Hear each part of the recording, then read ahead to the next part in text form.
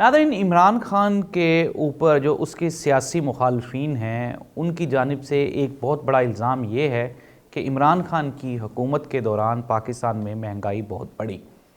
اچھا، اب ہم لوگوں کی آسانی کے لیے چھوٹا سا حقیقت پہ مبنی ایک کمپیریزن کر لیتے ہیں، جس سے یہ بات بآسانی آپ کی سمجھ میں آ جائے گی کہ عمران خان کے دور اقتدار میں اور پھر اس کے بعد ابھی سب سے ریسنٹ جو پاکستان میں گورنمنٹ گزری ہے وہ تھی پی ڈی ایم کی، جس کی سربراہی کر رہی تھی پاکستان مسلم لیگ نون، اور پاکستان پیپلز پارٹی اس میں اس کی سب سے بڑی حامی جماعت تھی۔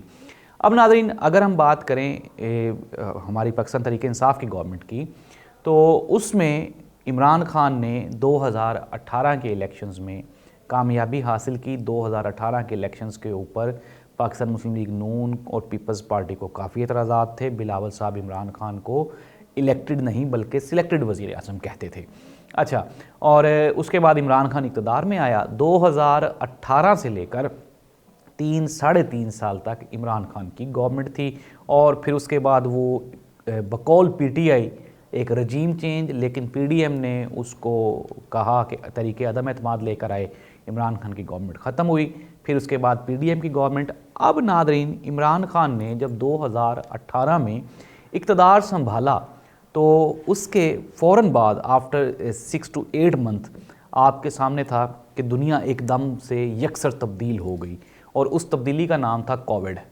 کرونا نے پوری کی پوری دنیا کو جکڑ کے رکھ لیا، اور تمام جو ممالک تھے وہ اس سے متاثر ہوئے۔ پاکستان بھی ظاہر سی بات ہے، چونکہ ایک ڈیولپنگ کنٹری ہے اور کوشش کر رہا ہے کہ اپنی چیزوں کو بہتر کرے، اس لیے پاکستان بھی اس سے شدید متاثر ہوا۔ لیکن ناظرین، پاکستان میں ہم نے دیکھا کہ کووڈ کے دوران بھی معاملات زندگی اتنے متاثر یا خراب نہیں ہوئے جتنے کہ 2021 کے بعد ہوئے۔ کووڈ والے 2 سال یعنی کہ 2019 اور 20 عمران خان کے لیے ٹفسٹ 2 سال تھے، لیکن میں پھر دوبارہ کہہ رہا ہوں، اگر ناظرین ہم عمران خان کے ساڑھے تین سالہ دور اقتدار کی مختصر سی سمری پہ اگر غور کریں تو عمران خان کا وہ سب سے بڑا پروجیکٹ جس کو پاکستان تحریک انصاف ہر جگہ پہ ہر پلیٹ فارم پہ کوڈ کرتی ہے وہ ہے ہیلتھ کارڈ۔ عمران خان کی گورنمنٹ نے عام پاکستانیوں کے لیے ایک صحت کارڈ کا اجرا کا اعلان کیا۔ اس کے اوپر اپروکسیمیٹلی کوئی 8 لاکھ روپے فی کس تک علاج ممکن تھا۔ ناظرین، یہ جو ہیلتھ کارڈ تھا یہ پاکستان کے سرکاری اور غیر سرکاری ہاسپٹلز میں قابل استعمال تھا، اور اس پہ دل کی بیماریوں اور اس ڈیلیوری سے لے کے بے پناہ علاج ممکن تھے۔ کینسر کا علاج شاید اس پہ ممکن نہیں تھا، اور اس کی بھی وجوہات پی ٹی آئی گورنمنٹ نے بتائیں۔ ناظرین، یہ جو ہیلتھ کارڈ والا منصوبہ تھا انڈاؤٹڈلی اس نے لوگوں میں ایک گہری تبدیلی اجاگر کی، اور پاکستان تحریک انصاف کے لیے لوگوں کے دلوں میں ہمدردیاں بڑھتی گئیں، خصوصاً وہ تمام لوگ یا وہ فیملیز جس میں سے کسی ایک کا بھی ہیلتھ کارڈ پہ علاج ہوا وہ عمران خان کا پکا ووٹر اور سپورٹر بن گیا۔ دوسری جانب جو مخالف جماعتیں تھیں، پاکستان مسلم لیگ نون، انہوں نے کہا کہ یہ نواز شریف کا پروجیکٹ تھا لیکن اس کو وہ ایگزیکیوٹ نہیں کر پائے۔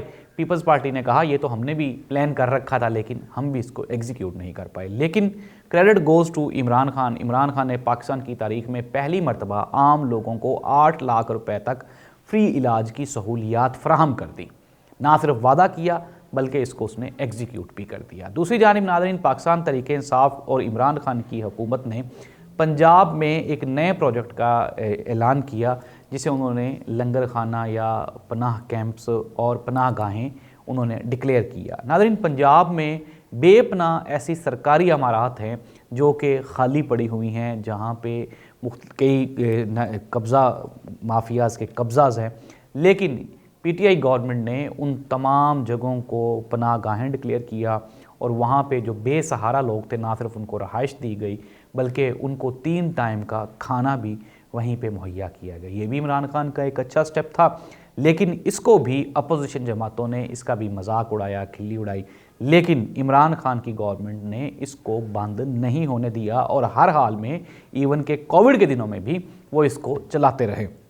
یہ عمران خان کی گورنمنٹ کا دوسرا پروجیکٹ تھا۔ اس کے علاوہ عمران خان نے یوتھ کو موبلائز کرنے کے لیے نوجوان روزگار اسکیم کے نام پہ بڑے قرضوں کا اجرا کیا، اس کو لے کر بھی لوگوں میں ایک بڑی کشمکش تھی اور لوگوں میں گرم جوشی تھی اور لوگوں نے یہ اس کو سراہا، لیکن اپوزیشن نے اس کو تب بھی نہیں سراہا۔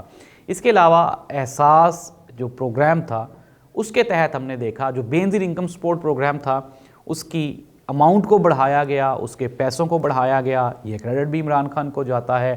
اس کے علاوہ ایک سستا راشن سکیم عمران خان کے دور میں اس کا اجرا کیا گیا، جس میں جو مستحق فیملیز تھی ان کو وہ کارڈ ایشوز ہوتے تھے۔ ناظرین، ثانیہ نشتر یہ سارے پروگرامز کو وہ ہیڈ کر رہی تھی، ایک ایسی باصلاحیت خاتون جو کہ یورپ سے آئیں، اور اس نے بلین آف روپیز کا یہ جو پروجیکٹ تھا احساس پروگرام، احساس راشن، سستا راشن پناہ گاہوں والا، اس میں 1 روپے کی آج تک کوئی بھی آڈٹ کا ادارہ اس میں کرپشن ثابت نہیں کر پایا۔ یہ شفافیت تھی پاکستان تحریک انصاف کی گورنمنٹ کی۔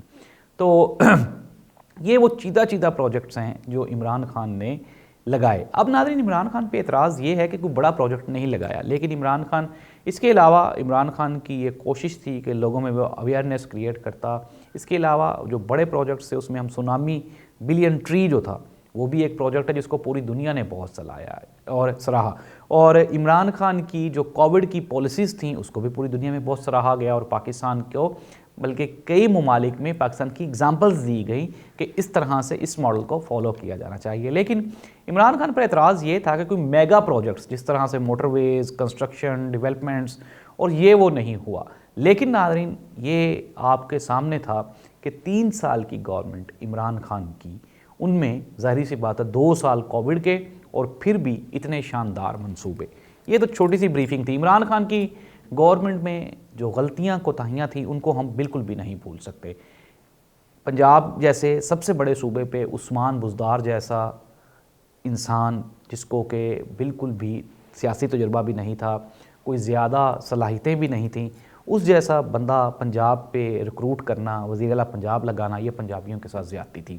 عمران خان نے اس چیز کو انڈرسٹینڈ بھی کیا، لیکن اس چیز کو سمجھتے ہوئے بھی اس کو نہیں ریپلیس کیا، یہ عمران خان کی سب سے بڑی غلطی تھی۔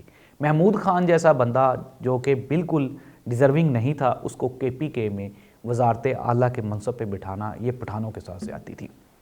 ناظرین، یہ وہ غلطیاں ہیں جو عمران خان نے کیں، اور پھر ہم نے دیکھ بھی لیا کہ پاکستان تحریک انصاف پہ جب سخت وقت آیا تو سب سے پہلے عثمان بزدار اور یہ محمود خان وہ لوگ تھے جنہوں نے عمران خان کو چھوڑ دیا۔